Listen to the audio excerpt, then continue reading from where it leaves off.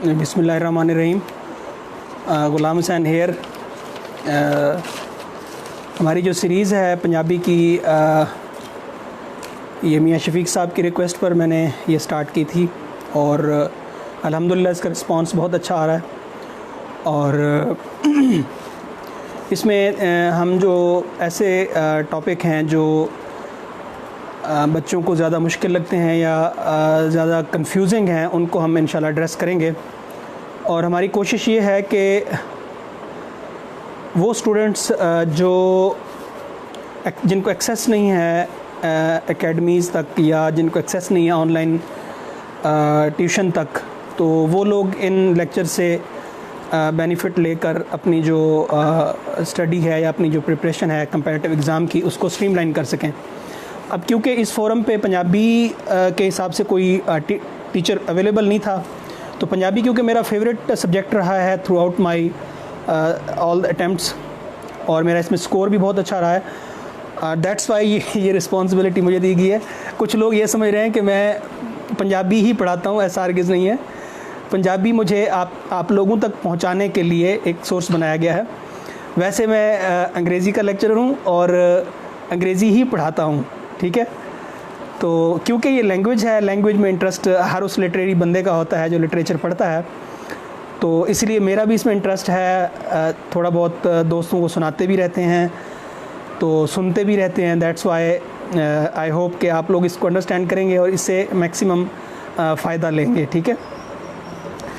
अच्छा जी, हम बाबा फ़रीद को हमने कल डिस्कस किया था और तसव्वुफ़ की कुछ जनरल डेफिनेशन जो थी और उसके जो कुछ टाइप्स थी या उनके जो मज़हबी और तरीक़त के हिसाब से जो तरीक़ाकार था वो सारा हमने डिस्कस किया। उसके बाद बाबा फ़रीद को हमने काफ़ी डिटेल से डिस्कस किया। बाबा फ़रीद पंजाबी ज़ुबान के मोढ़ी शायर हैं और वो पहले पंजाबी शोरा में हैं, अवाइल शोरा में, जिन्होंने पंजाबी ज़ुबान में शायरी के ज़रिए लोगों तक मज़हब का वो आफाकी पैगाम पहुँचाया जो किसी दूसरी ज़ुबान में मुमकिन ना था। आज जो हमारा टॉपिक है वो हज़रत शाह हुसैन कादरी, जिनको माधु लाल हुसैन कहा जाता है, उनका है। उसके ऊपर हम ज़रा उनकी हयाती और उनका जो मजज़ूबियत का जो पीरियड था उसको डिस्कस करेंगे और उनका जो उनके ऊपर जो रिसर्च हुई या उनके ऊपर जो काम हुआ और उनकी जो शायरी की जो असलूब है, उसकी शायरी का जो लवाज़मात हैं, उनको हम देखेंगे। पहले यहाँ पर मैं कुछ लफ्ज़ बता दूँ जो इस दौरान हम इस्तेमाल करेंगे। अगर उनको आपके मीनिंग नहीं आते तो फिर आपके लिए वो मसला होगा। जैसे बूटा पौधे को कहते हैं, और सींचना उस बूटे को पानी देना, ठीक है, उसको पालना, ठीक है। और इस अनमला मतलब अनोखा, ठीक है। लोकाई लोग, और बेतेरा बहुत ज़्यादा, और फब में मतलब मुनासिब, अच्छे। सगू का मतलब होता है बल्कि, और सिक का मतलब होता है याद। ओड़क बिल आखिर, भाल तलाश, और लाट शोले को कहते हैं। और सिमरन या सिमरना, इसको हम कहते हैं जी शोला, बिछड़ना। और विसारना, भूल जाना उस चीज़ को। और सिक्ख्या मतलब मत, नसीहत देना, मत देना। और खड्डी कपड़ा बुनने का आला, वो जो चौखटा होता है लकड़ी का बना हुआ जिसके ऊपर कपड़ा बुना जाता है, उसको खड्डी कहते हैं। अच्छा, इसमें जो शाह हुसैन के ऊपर सवालात हैं वो किस तरह के सवालात आ सकते हैं। थैंक यू मियाँ शफीक साहब, आपकी वजह से ये पॉसिबल हो सका है कि हम लोग इस फोरम पे लोगों से डायरेक्टली कनेक्टेड हैं। शाह हुसैन पर सवालात कौन कौन से आ सकते हैं जी। शाह हुसैन द मलामती फ़िरका, ये 2-3 दफ़ा CSS में और 2-3 दफ़ा PMS में ये सवाल रिपीट हो चुका है कि शाह हुसैन के मलामती जो सिस्टम है, निज़ाम है, उसके ऊपर बहस करें या उधर चानन पाओ, इस तरह का सवाल है। और शाह हुसैन ते मुनीर नियाज़ी द अलामती निज़ाम द फ़र्क, ठीक है। मुनीर नियाज़ी भी क्योंकि सिम्बोलिज़म का बिलीवर था, सिम्बोलिज़म पे उन्होंने काफ़ी काम किया। इस तरह शाह हुसैन जो है इन्होंने भी काफ़ी उस पर काम किया। शाह हुसैन दिया काफ़ियां दा फनी वेरवा है पंजाबी ज़ुबान में जो काफ़ी का मौजद है वो शाह हुसैन माधुलाल हुसैन रहमतुल्लाह अलैह को कहा जाता है। ये 3-4 तरह के सवाल आता है, उसकी उनकी हयाती पर भी सवाल आ सकता है, उनके फ़न पर भी सवाल आ सकता है, उनकी मजजूबियत पे भी सवाल आ सकता है और कंपैरेटिव सवाल भी आ सकता है। अच्छा, इसमें एक बच्चे ने भी सवाल किया है कि जी शायर जो अशार हैं वो किस तरह याद किए जाएं, जो इनकी काफ़ियाँ हैं या इनके जो सी हरफियाँ हैं या शलूक हैं या गज़लें हैं वो किस तरह याद की जाएं, उसका तरीक़ाकार क्या है। मैंने लास्ट टाइम बताया था आप लोगों को पहले लेक्चर में कि इनको लिखने का याद करने का एक तरीका है कि आप एक शायर को लें, उस शायर को सर्च करें यूट्यूब पे, उसको किसी वीडियो के किसी फोरम पे उसको सर्च करें और उसमें उसका जो कलाम उनका गाया हुआ पड़ा हुआ है, ठीक है, उस गाए हुए कलाम को आप अपने पास सेव कर लें और उसको बार बार सुने, ठीक है। एक तो आपके अंदर वो रच बस जाएगा, आपको याद रहेगा, आप उसको लिख सकेंगे। दूसरा इसका तरीक़ाकार ये है कि आप अपनी ज़ुबान में, अपने अल्फाज में, अपने उसमें आप इसको रिकॉर्ड कर लें। रिकॉर्डिंग के जो है ना अवेलेबल हैं आप लोगों के पास ऑप्शंस, आप रिकॉर्ड कर लें इसको और ख़ुद हैंड फ्री लगा कर जब आपको टाइम मिले सुनते रहें। अच्छा, इसमें मैंने कुछ निकाले हैं शाह हुसैन के मुतालिक, यूट्यूब पे ऊपर मैंने आपको कुछ चीज़ें बता देता हूँ। पहले नंबर पे आबदा परवीन का एक गाया हुआ है, रब्बा मेरे हाल दा महरम तू, साजन दे हथ बाह असाडी, साजन दे हथ बाह असाडी और रब्बा मेरे हाल दा महरम तू। ये आबदा परवीन के 2 ये यूट्यूब पे अवेलेबल हैं। आप लोग इनको सुनकर याद कर सकते हैं या लिखकर अपनी आवाज़ में रिकॉर्ड करके याद कर सकते हैं। जब इसको बार बार सुनेंगे तो आपको याद हो जाएगा, फिर आप उसको लिख सकेंगे, ठीक है। इस तरह दूसरे नंबर पे पठाने खान है। पठाने खान की एक मशहूर, बल्कि उनकी पहचान है घूम चरखड़ा घूम, ये उन्होंने गाया है और बड़ा ज़बरदस्त है। ये सुनते हुए भी बड़ा मज़ा आता है, पठाने खान को वैसे भी सुनने में मज़ा आता है। और चौथे नंबर पे जैन शकील है। ये जैन शकील का पूरा एक चैनल है यूट्यूब पे, उसमें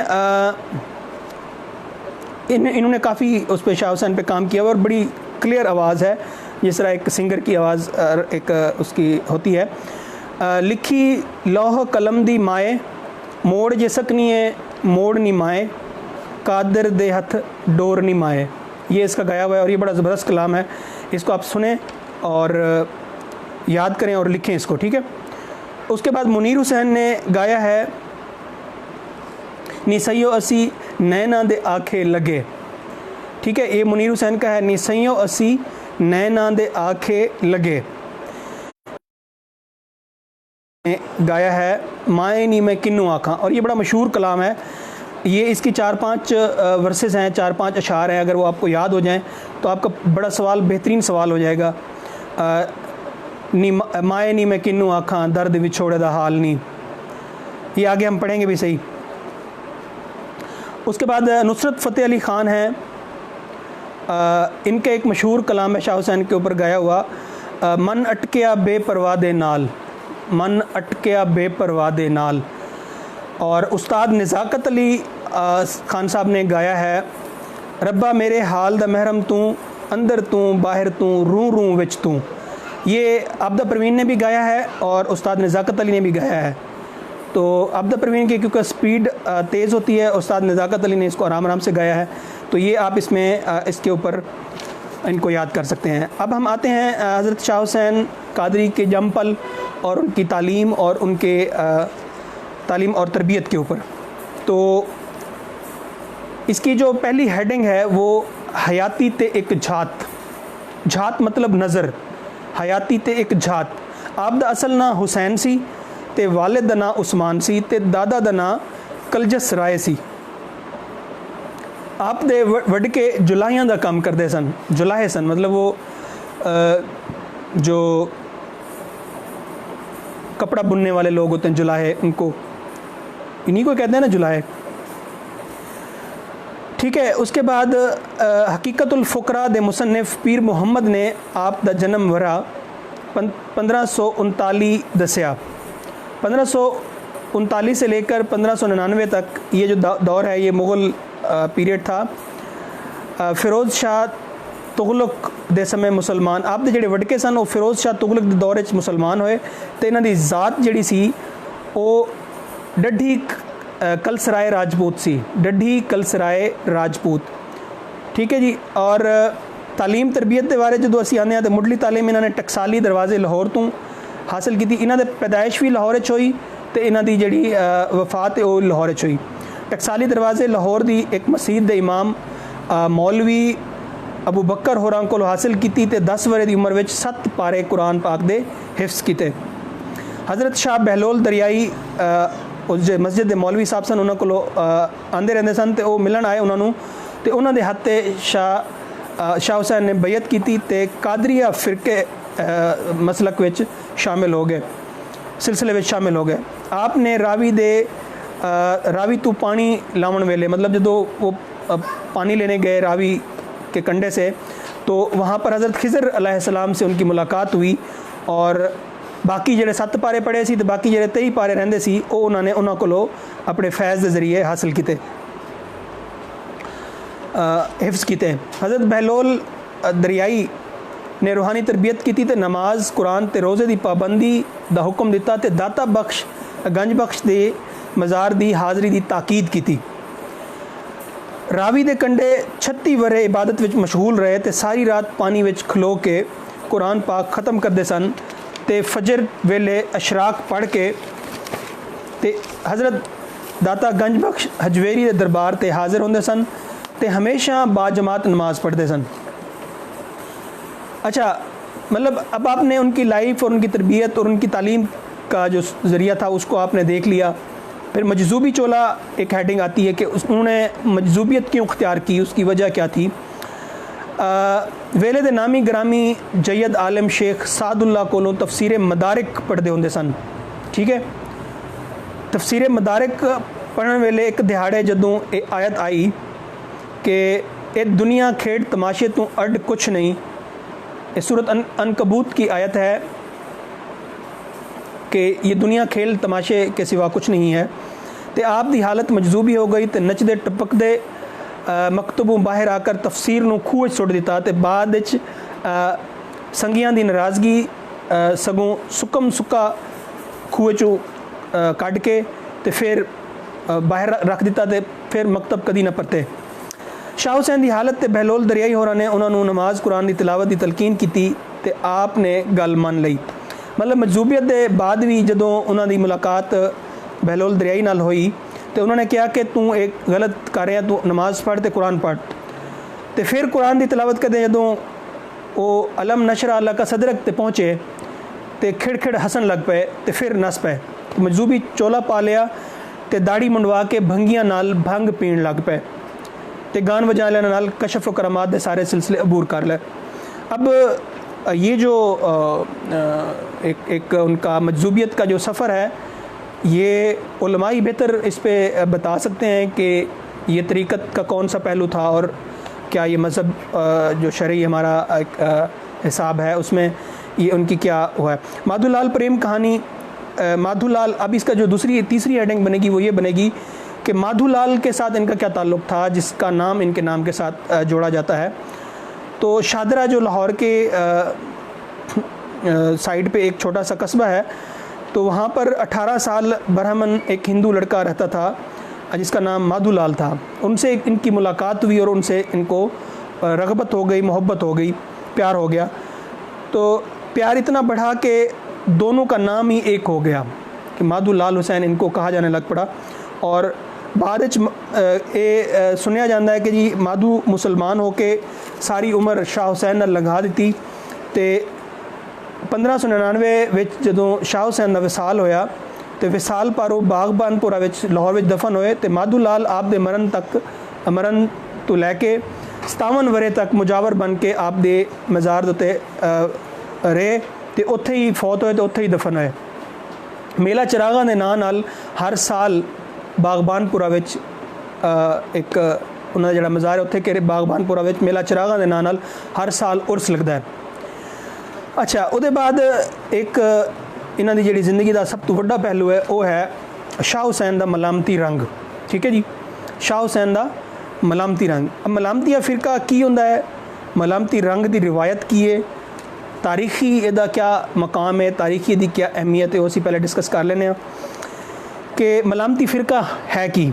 अब्दुर्रहमान जामी फरमाते हैं जी, वो ज़ाहिरदारी दी रियाकारी तो बचते हैं, मतलब वो ज़ाहिर नहीं करते चीज़ें जो अंदर उनके चल रहा होता है वो उसको ज़ाहिर नहीं करते, तो उन्होंने अमल खलूस ते मबनी होंदे ने, मतलब उनका जो अमल है वो खलूस पर होता है और वो दो लोगों को दिखाने के लिए उस पर अमल दरामद नहीं करते। वो ग्रोह जिहड़ा हकीकत ते इखलास दियाँ नीहां दी हिफाजत करते हैं तो उन्होंने फिक्र विच लज़त मिलती है, तो वो मशकूक तो वखरा रहंदे ने, मलामतिया कहलांदे ने। अली अब्बास जलालपुरी फरमांदे ने कि वो ग्रोह है जिहड़ा इखलास दी बुनियाद उत्ते अपने फ़िक्र, अपनी गुरबत, अपनी मुफलिसी की हिफाजत करते हैं, तो वो लोग मशकूक होकर दूसरों तो वखरा रहना चाहते हैं। मलामती रंग की रिवायत की है, मलामती रंग तसव्वुफ की पुरानी रिवायत है, तो फिटकार तो बेपरवाह होकर तवक्कल दी हयाती एक मलामतिया शख्स गुजारदा है। यूनान दा फलसफी सुकरात नंगे सर ते नंगे पैरें एथन्स दियां गलियां विच स्यांफ वंडदा सी, स्यांफ मतलब दानिशमंदी, और देओ जानसन दे पैरोकार कुत्ते अखवांदे सन, कलबी अखवांदे सन। इस तरह हिंदुओं विच साधु, नाथपंथी, योगी मलामती सन सारे, तो ईसाइयों विच सेंट फ्रांसिस दे मनण वाले सारे मलामती सन, जिहड़े नंगे पैर इबादत करते सन तो नंगे पैर अपने आप को मुशक्कत पाते सन। अच्छा, मलामती दुनिया के तमाम कौमां विच पाए जाते हैं, लोभ नूं रद्द करते हैं, लालच नूं रद्द करते हैं, जान के ना चंगी गुजरन वाली जिंदगी गुजारते हैं, तो समय के रिवाजत तो बेजारी का इजहार करते हैं, सारी लोकाई नाल प्यार करते हैं। मतलब वो एक रैबल टाइप, अगर तुसी रैबल नज़म पढ़ी है तो रैबल टाइप वो लोग होंदे ने जिहड़े मुआशरे विच निज़ाम चल रहा होंदा उस निज़ाम तो हट के चलते हैं, अपनी एक अलग उन्हां दी पहचान होंदी है। मलामतिया तरके माल, तरके जान, तरके इज्जत ते तरके दीन दे प्रचारक होंदे ने, मतलब वो मजहब नूं भी छड्ड दिंदे ने। कलंदरिया, नौशाहिया, चिश्तिया, जलालिया ते रूमिया सिलसिला विच मलामती रंग जिहड़ा ना वो गालिब है। शाह हुसैन दे मलामती होने का वैरवा कि शाह हुसैन मलामती रंग उन्होंने क्यों अपनाया। जब दीन अकबर, दीन इलाही जिसको कहा जाता है, बादशाह अकबर के दौर में दीन इलाही परवान चढ़ने लगा, तो उस वक्त तसव्वुफ़ में ये मलामती रंग अरूज पाने लगा, क्योंकि सूफ़ी हज़रात जो आलिम भी थे, सूफ़ी भी थे, वो ये चाहते थे कि हम बादशाह से और बादशाह के उन लोगों से जो उस दीन इलाही के प्रचारक थे उनसे हम हट जाएं और हम जो है अपना जो मज़हब है उसको एक पैराए में छुपा लें। ठीक है जी।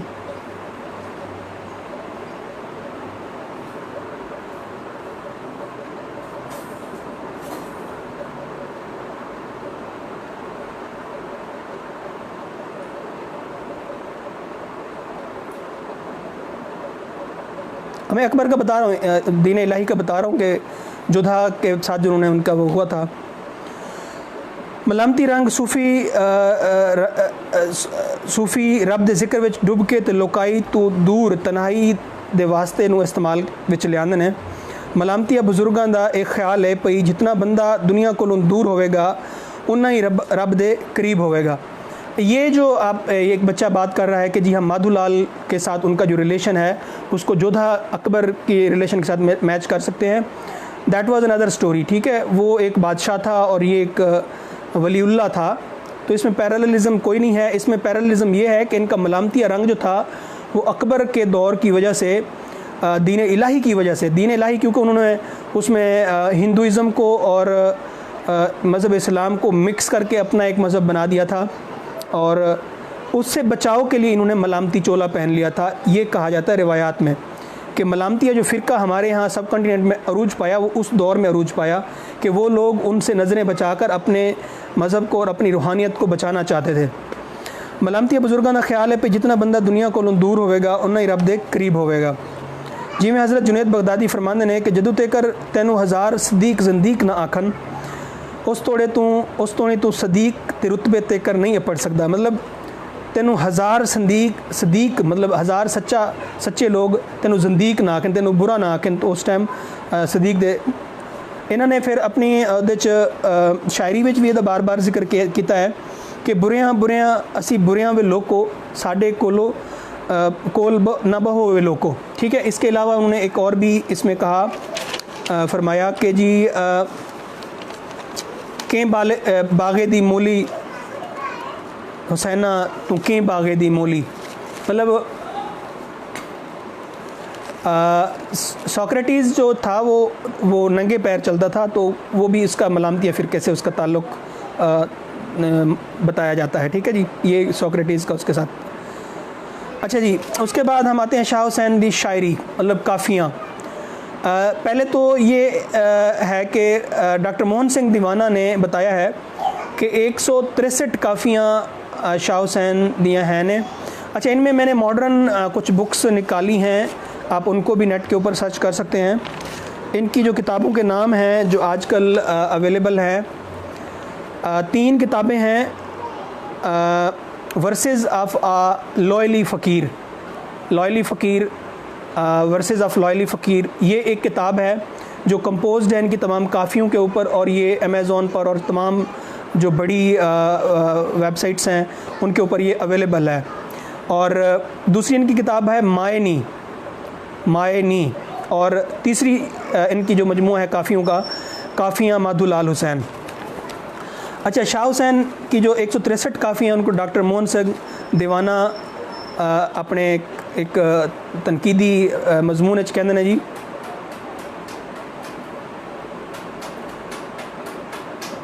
राग ते मौसीकी नाल भरपूर ने। मतलब वो ये कहते हैं कि जी उन्होंने जिन्नियां भी काफ़ियां ने उन्होंने विच राग ते मौसीकीयत उन्होंने हर काफ़ी पाती जाती है, तो तसव्वुफ ते अखलाकियात दा बेशबहा खजाना उहदे च मौजूद है। काफ़ी की है, इहदे ते सवाल है जी काफ़ी की है, काफ़ी की होंदी है, इनू क्यों काफ़ी किया जाता है। अरबी लफ्ज़ काफ़ी मतलब ज़्यादा होना, पूरा होना। व कफ़ा बिल्लाहि शहीदा, सूरत निसा की एक आयत है, रब दी गवाही बेहतरी है, काफ़ी है। काफ़ी ऐसी नज़म या किता जिस विच सुर ताल नू मुख रख के थोड़े अखरां विच, घट अखरां विच वड्डे मजमून नू, लंबे चौड़े मजमून नू बयान किया जाए। जिस तरह अंग्रेज़ी नज़म सोनेट वांगू एक मुकम्मल ढकवें ते फुब्बवें ते सगवें गल ठंग नाल बात की जाती है, तो इंज बात गल नू बयान किया जाता है कि उन्होंने सुनन ते पढ़न वाला उहदी त्रे लै जाए, भुख लै जाए। ठीक है जी, इस विच हिजर, इश्क, विसाल, अजली मुहब्बत दी सिक, खिच ते तड़प बारे मजमून मिलते हैं। अच्छा, राग ते मौसीकी बारे की विचार इन्हां दा। आनंद राज मुखलिस काफ़ी ते रागनी नू आपस में मिलाते हैं, तो वो कहते हैं कि काफ़ी जिहड़ी है वो एक राग दी एक किस्म है, तो जिहड़ी राग दी किसी शाख नाल इहदी बुनतर है। तो मौसीकी दे मौजद यूनानी हकीम फिसागोरस ने तो हिंदुआं दे मौजब ब्रह्मा ने 7 सुरां दा सरगम ते उन्हां दे लहंदे चढ़दे लहजे ते सुरां नू 5 सरवी आख्या है। तो उन्हां दे अगों इन्हां दियां शाखां रागनियां खवांदियां ने, तो काफ़ी उन्हां शाखां विचों एक शाख है। शायरी दी भेन मौसीकी है, तो इसलिए सूफी शायरा ने संगीत नू खास तवज्जो दी है। कबीर, अमीर खुसरो, गुरु नानक, सच्चल सरमस्त, शाह अब्दुल लतीफ़ भटाई, वारिस शाह, बुल्ले शाह, मियाँ मोहम्मद बख्श ते होर कोई बजुर्ग इन्हां सारियां सुरां दे गाड़ू ने। निज़ामुद्दीन औलिया फरमांदे ने कि जदों हशर दिहाड़े मैनू आवाज़ पवे तो वह पूरी राग ते धुन च आवाज़ पवे। तरीकत वालियां ने शरीयत वालियां नू उलट मौसीकी समा ते शेरां नू तज़किया नफ्स, रूह दी सफाई ते शरीयत मजहब दी पाबंदी, मुर्शिद दी भाल, राग रंग, ओढ़क, मस्ती ते मार्फत दे प्रचारक दा वड्डा ज़रिया बनाया। अब इस बात की मैं उर्दू में इसको एक्सप्लेन कर देता हूँ। अहमद चौधरी ने एक सवाल किया जी, really how any source to explore this idea. ये मुझे सवाल बता दें बात क्या है असल में, क्योंकि आगे हम जा रहे हैं, एक्सप्लेन करके सवाल पूछ रहे तो मैं बता देता हूँ। अच्छा, इसमें मैं आपको वजाहत कर देता हूँ कि शरीयत और तरीक़त को जैसे हमने एक्सप्लेन किया था कि शरीयत जो है वो मज़हब का वो पैरा है, वो पहलू है जिसके ऊपर उलमा हजरात ज़ोर देते हैं, एक आम मुसलमान को उस पर अमल दरामद करने के लिए तंबीह करते हैं। जबकि तरीक़त जो है वो औलिया का तरीक़ाकार है, वो रूहानी तरीक़ाकार है, वो रूहानी जोड़ है अल्लाह ताला की ज़ात के साथ, अल्लाह ताला के साथ रब्ता जोड़ने के लिए। तो इन दोनों को अलग, अगर वो कहते हैं कि तरीक़त वालियाँ ने ही शरीयत वालियाँ ने दस्या है कि शायरी राही, सूफ़ी शायरी राही या ओदी जिहड़ी ज़ुबान है शायरी दी, ओदे ज़रिए तुसी मज़हब दी उस शरीयत दा प्रचार किस तरह कर सकते हो। तज़किया नफ्स, रूह दी सफाई ते शरीयत दे उत्ते पाबंदी, मुर्शिद दी भाल ते ओड़क मस्ती ते रब नाल मुलाकात दे तरीके उन्होंने दसे ने। अच्छा, ये वो मिठे बोल ने जिहड़े खास राग रागनियां दी सुहाग टोमियां बन गए। मतलब ऐसे कि जो राग या सुर या ताल है, जो भी उनमें उनकी जो मौसीकियत है, वो एक अच्छा इखलाक है। तो वो ये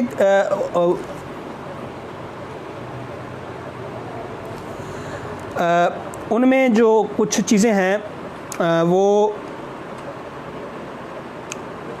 मतलब जो राग का अंदाज़ है बताने का या सुर के ज़रिए चीज़ों को दूसरों तक पहुंचाना है, उसका मतलब यही है कि आप उसके साथ अच्छे अखलाक से, अच्छे प्यार से उसको अच्छा एक पैगाम पहुंचा रहे हैं।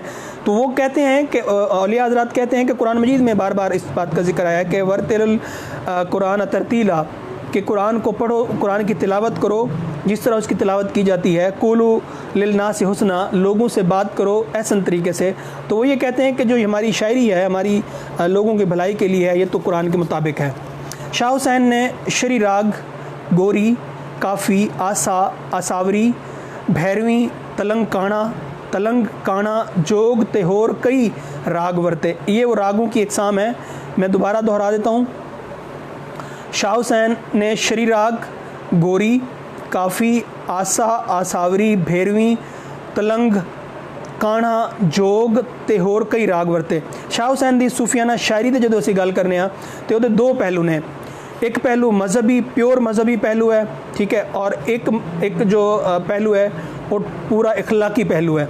मतलब वो मजहबी पहलू जड़ा रूहानियत, सूफियत, तसव्वुफ, सूफिज़म की गल करता है, अल्लाह ताला नाल मुलाकात दा रस्ता जोड़ता है। तो दूजा जड़ा पहलू है वो टोटल इंसानी, आम इंसानी ज़िंदगी, आम मुआशरे की ज़िंदगी, सोसाइटी की ज़िंदगी नाल तुहाडा ताल्लुक जोड़ता है। वहदतुल वजूद दा जो वो जिक्र करते हैं कि इंसान जड़ा ना, जड़े कायनात है वो सारी अल्लाह ताला दा वो अक्स है, अल्लाह ताला दा वो नूर है।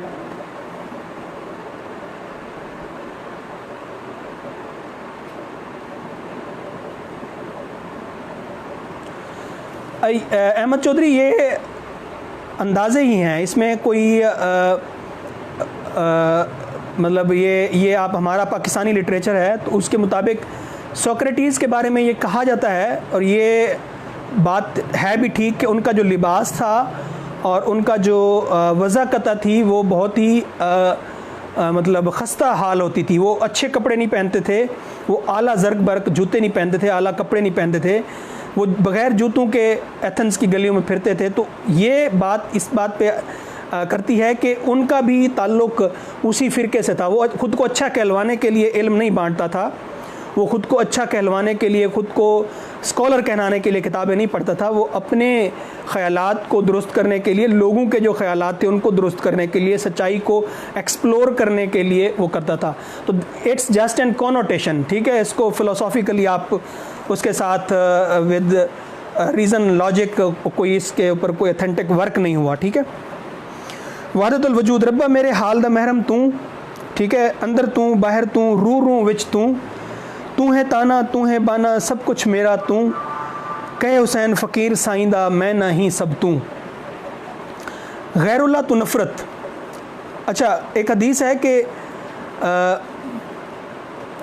जदों इंसान अपने अल्लाह नू पहचान लेंदा है तो वो फिर गैरुल्लाह तू परे हो जाता है, दूर हो जाता है, गैरुल्लाह तू वक् हो जाता है। तो जिधर देखता हूँ उधर तू ही तू है। मतलब ये जब इंसान अल्लाह ताला को पहचान लेता है तो उसको दूसरी चीज़ अहम नहीं लगती, कोई दूसरी चीज़ उसको नज़र नहीं आती। तो वो इस तरह करता है कि वो फिर अल्लाह ताला को ही हर चीज़ में देखना शुरू कर देता है। नी माए मैनू खेड़ियां दी गल ना आख, मैं रांझन मैं रांझन दी ते रांझन मेरा, कि नी माए मैनू खेड़ियां दी गल ना आख, मैं रांझन दी ते रांझन मेरा। इश्क दी लाट, लाट मतलब मैंने आपको बताया शोला, कि इश्क जो है ये तसव्वुफ़ और सूफ़ीज़म का एक बहुत ही बुनियादी पहलू है। इश्क के बग़ैर आप किसी मंजिल पर नहीं पहुंच सकते, इश्क के बग़ैर आप किसी रुतबे पर नहीं पहुंच सकते। और कुरान मजीद में भी बार बार ये आया है कि अगर दुश्मनी करनी है तो अल्लाह के लिए करो, अगर ताल्लुक़ रखना है तो अल्लाह के लिए रखो, दुश्मनी करनी है तो हज़ूर पाक सल्लल्लाहु अलैहि वसल्लम के लिए रखो, दोस्ती करनी है, ताल्लुक़ रखना है तो हज़ूर पाक सल्लल्लाहु अलैहि वसल्लम के लिए रखो। तो मतलब ये है कि इश्क जब इस हद तक पहुंचता है तो फिर आप ताल्लुक़ तोड़ने और जोड़ने में भी इश्क को ले आते हैं। इश्क दा दरिया कढ़ाई मंसूर कबूली सूली, शाह हुसैन प्यार दे उत्ते जो कर पवे कबूली। ठीक है, इश्क़ दा दरियाओ मतलब इश्क का वो दरिया जिस पे मंसूर ने उसमें डुबकी लगाई और उसने सूली पे चढ़ गया। शाह हुसैन ये कहते हैं कि शाह हुसैन प्यार वो है जिसके ऊपर जो कुछ है कबूल है। आशिक होवें ते इश्क कमावें, राह सुई दा नक्का धागा होवें ता जावें। ठीक है, वो कहता है कि आशिक होना और इश्क कमाना ऐसे है जैसे ख़ुद को धागा बनाकर सुई के नक्के में से, सुराख में से गुज़र जाना। इश्क एक मुस्तकिल मज़हब है, इश्क एक मुस्तकिल मज़हब है। इसको अगर इश्क मजाजी की तरफ ले जाएं, इसके हकीकी की तरफ ले जाएं, तो दोनों इश्क की जो है ना अहमियत मुस्तनद है, ये अहमियत हर दौर में रही है और हमेशा रहेगी। चौथी इसकी हेडिंग है जी मन दी पहचान। एक हदीस है, मन अरफ नफ्सहू फ़क़द अरफ रब्बहू, कि जिसने अपने आप नू पहचान लिया उस अपने रब नू पहचान लिया। ठीक है जी, मखलूक तेरे नफ्स दा हिजाब है, ते नफ्स कलब दा हिजाब है, ते कलब बातिन दा हिजाब है।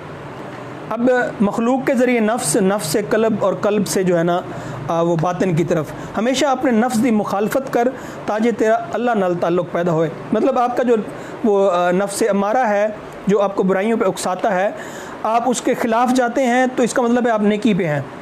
ठीक है जी, की बागे दी मूली हुसैना तू की बागे दी मूली, अपना आप पछाने नहीं ते औरां वेख के भूली, कि तू केड़े बाग दी मूली है हुसैन, तू अपने आप नू पहचाना नहीं ते तू औरों की बात करता है, तू औरों की बात करता खुद को पहचाना नहीं है। मुर्शिद दी लोड़, ये जो मुर्शिद है, ये जो गाइड है, ये हर मज़हब में, हर प्रोफेशनल लाइफ में, हर जगह पर ये चाहिए होता है। तो सूफ़ीज़म में भी आप कोई भी सूफ़ी जो आपका सूफ़ी मज़हब है, सूफ़ी जो मज़हब का एक पहलू है, उसमें आप बग़ैर मुर्शिद के आगे नहीं बढ़ सकते। आपको हर वक्त मुर्शिद की लोड़ होती है। जैसे आप अर्तरल देख रहे हैं तो उसमें वो किस तरफ जाता है, बार बार इब्न अल-अरबी के पास जाता है और इब्न अल-अरबी बार बार उसको गाइड कर रहा है। That is an example of मुर्शिद। फ़मन ला शेख लहू फ़शैख़ुल शैतान, के जिसका कोई रहबर नहीं है उसका कोई दीन नहीं है, उसका जो रहबर है वो शैतान है। सज्जन दे हथ बाह असाडी क्यों कर आँखां छड़वे अड़िया, सज्जन दे हथ बाह असाडी, ये आबदा परवीन ने गाया है और इसको आप पूरा सुने और इसको याद कर लें। आप इसको कोट कर सकते हैं। सज्जन दे हथ बाह असाडी क्यों कर आँखां छड़वे अड़िया, रात हनेरी बदल कन्या बाज वकीला मुश्किल बनिया, कहे हुसैन फ़कीर साईंदा गुरु तू बल बल जाई। ठीक है, फ़कीरी घाट इश्क दा राह सुई दा नक्का है ते धागा बन के अंदर पार होना पैंदा है। ठीक है जी, उसके बाद वो बात करते हैं जी सूफिया दी सख्या, कि सूफियों की जो नसीहत है वो क्या है। असां जिन्ना ते इंसानां नू अपनी बंदगी लिए पैदा किया है। ये कुरान मजीद में आया है कि इंसानों और जिन्नों के लिए, जिन्नों को अपनी इबादत के लिए पैदा किया है। दर जवानी तौबा करदन शेवाए पैगम्बरी, शेख सादी फरमाते हैं कि जवानी के दौर में तौबा कर लेना पैगम्बरों का शेवा है। वेला सिमरन दा उठ राम ध्याले, हथ मिली पछोता वेसी आ वक्त विहाए। ठीक है ना, हथ मलनी पिछों ता, मतलब ये क्या है कि हाथ मलना मतलब हाथ मलते रह जाना, पछतावा रह जाना कि जब वक्त गुजर जाएगा तो तुम्हें पछतावा रह जाएगा। अब बिछड़ने का वक्त आ गया है, सिमरन का वेला आ गया है, तो उठ अपना दाज तैयार कर ले, अपनी तैयारी कर ले, अपने सफ़र की तैयारी कर ले। दुनिया की बेसबाती कूड़ी दुनिया कूड़ पसारा जिवें मोती शबनम दा, कि ये दुनिया झूठ है और झूठ से ही भरी हुई है, जैसे मोती शबनम का होता है, पानी के कतरा होता है और लग ऐसे रहा होता है कि जैसे हीरा पड़ा हुआ है, लेकिन वो हाथ लगाए तो ख़त्म हो जाता है। आकबत दी फिक्र का प्रचार दुनिया मुरदार है ते चावन वाले कुत्ते ने, खा खुराकां ते पहन पोशाकां की जमदा बकर पलना, साढ़े तन हथ मुल्क तो साडा क्यों जोह पराई मलना। नेक अमल वल प्रेरणा गाहक वेंदा ही कुछ वट लै, गाहक वेंदा ही कुछ वट लै, समझ निदानड़ी है तेरा वक्त वेंदा विहांदा। ठीक है, कि मतलब गाहक मतलब जो वक्त है, जो अमल का वक्त है वो गुजरा जा रहा है, कुछ वट लै मतलब कुछ, और समझ निदानड़ी है तेरा वक्त विहांदा, वेंदा विहांदा मतलब तेरा वक्त गुजरता जा रहा है, तू नदान बना हुआ है, तो समझ ले इस वक्त की अहमियत को और कुछ कमाल है। बेअमली का अफसोस, ना जिन्हां दे नाल जिन्हां दे बचपन खेडी सह सईयां उठ चलियां, नाल जिन्हां दे बचपन खेडी सह सईयां उठ चलियां, बाबल आंगन छड़ छड़ गईयां सावड़े घर चलियां, कहे हुसैन फ़कीर साइंदा गल्लां कर ले भलियां। अब वो कहता है कि जिन सहेलियों के साथ मैं खेली, जिन सहेलियों के साथ मैं उठी बैठी, वो चली गई हैं इस दुनिया से, मतलब वो दोस्त मेरे इस दुनिया से कूच कर गए हैं। बाबल दा आंगन छड़ छड़ गईयां सावड़े घर चलियां, मतलब इस दुनिया को छोड़कर आखरत की दुनिया सुधार गई हैं। गरूर ते तकब्बर छोड़ तकब्बर पकड़ हलीमी को कहींदा नहीं, कहे हुसैन फ़कीर निमाना हरदम साईं साईं। आजिज़ी ते इनकसारी मेरे साहिबा तेरी हो मुक्कियां, मन्नू ना विसारी मैनू हर गलों चुक्कियां। अभी आजिज़ी इनकसारी है कि ऐ मेरे अल्लाह मैं अब तेरा हो गया हूँ और मुझे ना भूलना, क्योंकि अब मेरे तुम्हारे सिवा कोई और है नहीं। मेहनत ते सब्र दी सखिया, सखिया मतलब मैंने बताया था नसीहत मत देना किसी को। लख लख बदियाँ सौ सौ ताने सबो सरते सहिए वो, तोड़े सरवंजे धड़ नालूं तां भी हाल न कहिए वो, सुखन जिनादा होवे दारू हाल उथाई कहिए वो, कहे हुसैन फ़कीर साइंदा जीवदियाँ मर रही हो। अब वो कहते हैं कि लाख लाख बदियाँ सौ सौ ताने अगर कोई देता है तो सह लो, बर्दाश्त कर लो। अगर तुम्हारा सर धड़ से उतर भी जाता है तब भी आप अपने लोगों से हाल दिल ना कहो, अपनी मुश्किलात का जिक्र ना करो। जिनके पास दारू मतलब दवा है, जिनके पास दवा है आपके दर्द की, उसके पास जाकर अपना दर्द बताओ, और वो कौन है? अल्लाह ताला है। कहे हुसैन फ़कीर साइंदा जीवदियाँ मर रही हो, मतलब ज़िंदा होते हुए मर जाना चाहिए, मतलब ज़िंदा रहते हुए तमाम चीज़ें बर्दाश्त करनी चाहिए, अपने आप को, अपनी नफसानी ख्वाहिशात को मार लेना चाहिए। ज़िक्र हक़ बाज सजन मैनू होर न सुझदा, बाज सजन मैनू होर न सुझदा, ये हक़ के अलावा मुझे कोई नज़र नहीं आता, सजन जो मैंने जिसको बनाया उसके सिवा मुझे कोई नज़र नहीं आता। शुक्र तौबा ते इस्तग़फ़ार, दुख दर्द कुछ नेड़ न आवे हरदम शुक्र गुजारी दा, कि जो शुक्र गुजार करते हैं उनके करीब दुख दर्द नहीं आता। आवागान का जो कंसेप्ट है, आवागान के मरने के बाद फिर ज़िंदा होना है हमने, और इसी दुनिया में किसी रूप में आना है, 7 जन्म होते हैं, सो एंड सो। दुनिया तू मर जाना वत ना आवना, असा बोहड़ ना दुनिया आवना, मतलब ये कि इस दुनिया से एक दफ़ा मर जाता है बंदा तो फिर इस दुनिया में नहीं आता, वो आखरत का है, ठीक है, आखरत में चला जाता है। अमला ना फैसला अमला अपर होग नबेड़ा, क्या सूफ़ी क्या भंगी, कि क्या सूफ़ी क्या भंगी, इस पे ऊपर जो है ना अमलों पे, आपके अमल के ऊपर नबेड़ा होगा, फैसला होगा। दुआ नी तेनू रब ना भुली, दुआ फ़कीरां दी एहा, रब ना भुली होर सब कुछ भुली, रब ना भुलन जिया, कि मेरी दुआ है तुम्हें रब ना भूले, क्योंकि रब सब कुछ भूल जाए, रब ना भूले क्योंकि ये भूलने वाला नहीं है। हिजरत फ़िराक मायनी में किन्नू आँखा, ये जो गज़ल है ये मैंने आपको बताया है कि जो बेला साहब हैं,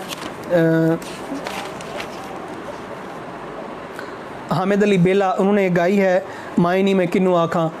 तो ये 6-7 अशार की एक नज़म है, काफ़ी है। इसको आप अगर याद कर लें तो ये बहुत बेहतर रहेगा आप लोगों के लिए। और इसको आप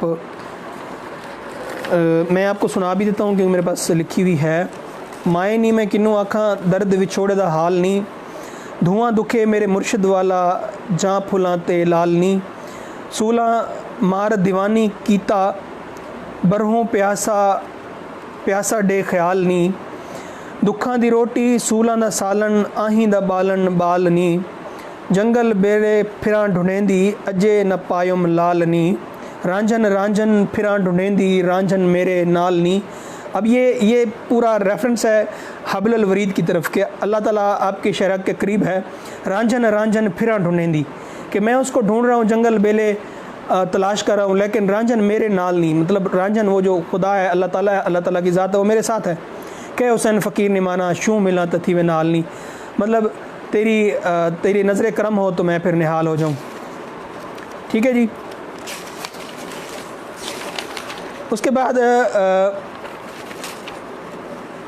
मैं भी झोंक रांझन नहीं जाना नाल मेरे कोई चले। अताउल्ला ईसा खिलवी का ये गाया हुआ है, मैं भी झोंक रांझन नहीं जाना नाल मेरे कोई चले। तो इसको अगर आप सुन लें एक दफ़ा तो आपको 2-3 शेर याद हो जाएंगे। शाह हुसैन दा चरखा ते अलामती निज़ाम। अब ये चरखा है, घुम चरखड़ा घुम तेरी कत्तन वाली जीवे, नलियाँ वट्टन वाली जीवे, चरखा बोले साएँ साएँ बायण बोले तू, कह हुसैन फ़कीर साइंदा मैं ना ही सब तू। मुनीर रियाजी का जो अलामती निज़ाम है और शाह हुसैन का जो अलामती निज़ाम है, शाह हुसैन ने इस दुनिया में जो आम वर्तारू की चीज़ें, आम इस्तेमाल की चीज़ें हैं, उनके ऊपर आखरत की जो टर्म्स हैं, इस्तिलाहात हैं, उनको इस्तेमाल किया है। मतलब चरखा कतने को वो अमल कहते हैं, चरखे को वो ज़िंदगी कहते हैं, वक्त को वो जो है ना आपका जो वक्त गुज़र रहा है उसको, उस जवानी को वो औरत लड़की का जो है ना दाज इकट्ठे करने का जो वेला है, वक्त है, वो उसको कहते हैं। और इस तरह वो तानीस का सीगा इस्तेमाल करते हुए, औरत का सीगा इस्तेमाल करते हुए वो अपनी शायरी को आम बना देते हैं ताकि उसको हर बंदा पढ़ने वाला समझे कि वो उसकी अपनी ही कहानी है। अच्छा, मुनीर नियाज़ी का जो अलामती निज़ाम है वो ज़रा डर, खौफ और सांप, बिच्छू और जो है ना खून खराबा, उस वाला अलामती निज़ाम है। अगरचे उनका अलामती निज़ाम भी बहुत ही मौसर साबित हुआ है, लेकिन वो उसमें डर, खौफ और आम बंदा उसको नहीं समझ सकता। ठीक है, चार चुप चीज़ें आप अगर पढ़ लें, चार चुप चीज़ें, तो चार चुप चीज़ों में उन्होंने बहुत वाज़े तौर पर अपना अलामती निज़ाम इस्तेमाल किया है। तो उसके बाद तो पता चल जाएगा कि शाह हुसैन दा ते मुनीर नियाज़ी दा आपस डिफरेंस की है। अच्छा जी, इन्होंने शायरी दी फ़नी खूबियाँ की ने जी, तानीस का सीगा इस्तेमाल किया इन्होंने, चरखा ते आम अलामती इस्तेमाल इन्हें काफ़ी ज़्यादा इस्तेमाल किया है, काफ़ी ते राग दा इन्होंने काफ़ी इस्तेमाल किया है, मौसीकी ते मात्राई निज़ाम, इन्हों दी जो मात्रा ने वो ऐसी धुन ते ऐसी लय पैदा कर देने कि वो गावन वाला भी गा सकता है, तो म्यूज़िक मौसीकी आलात के बगैर भी पढ़ने वाला इनू पढ़ के तो तो महसूस हो सकता है। तो तशबीहां ते इस्तिआरियां दा बहुत इस्तेमाल किया। अलामती निज़ाम जितना भी इस्तेमाल किया है वो सारे तशबीहां ते इस्तिआरे ने। ਇਹਦੇ ਤੇ ਸਾਡਾ ਜਿਹੜਾ ਨਾ ਲੈਕਚਰ ख़त्म होया।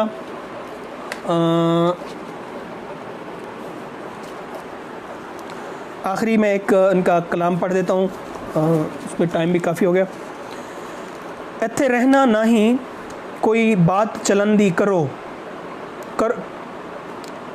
करो, वड्डे उच्चे महल उसारियो गोर निमानी तेरा घर वो, हुसैन दहीदा तू मान करे ना जिमें परछावें ढरवो, छोड़ तरखाई पकड़ हलीमी भे साहिब थी डरवो, कहे हुसैन हयाती लोणी ता मरन थी अगे मरवो। इसमें 2-3 बातें की गई हैं कि मरने की तैयारी कर लो, ऊंचे बड़े महल बना रहे हो लेकिन असल तुम्हारा जो ठिकाना है वो कब्र है, और जिस चीज़ पर तुम मान करते हो उस मान का परछावा भी नहीं रहना बाद में, और जो तुम फ़ख्र और गुरूर कर किए जा रहे हो उसको छोड़ो और आजिज़ी इख्तियार करो और अल्लाह से डरो। साहिब थी डर वो, मतलब अल्लाह से डरो, साहिब अल्लाह को कहते हैं ये। कहे हुसैन हयाती लोड़ी ता मरन थी अगे मर वो, मतलब हयात जो ज़िंदगी की ज़रूरत है, जो ज़िंदगी का तकाज़ा है वो यही है कि मरने से पहले मर जाओ। मरने से पहले मरना ये होता है कि अपनी नफसानी ख्वाहिशात को अपने कंट्रोल में ले आकर अपने उसको कंट्रोल करके तो आप उस पर जो है ना काबू पा सकते हैं और अपनी ज़िंदगी को आसान बना सकते हैं, सादा बना सकते हैं। That's all from my side. आप क्वेश्चंस हैं जो कमेंट्स हैं वो छोड़ दें। इंशाल्लाह मेरी कोशिश होगी कि मैं अपना ये जो सीरीज़ है पंजाबी की इंशाल्लाह पूरी करवाऊँगा। अगर मेरी ट्रेनिंग स्टार्ट हो गई तो फिर तो मुश्किल हो जाएगा, लेकिन मेरी कोशिश होगी कि मैं इसको टाइम निकाल कर पूरा करूँ। बहुत बहुत शुक्रिया जी, थैंक यू वेरी मच।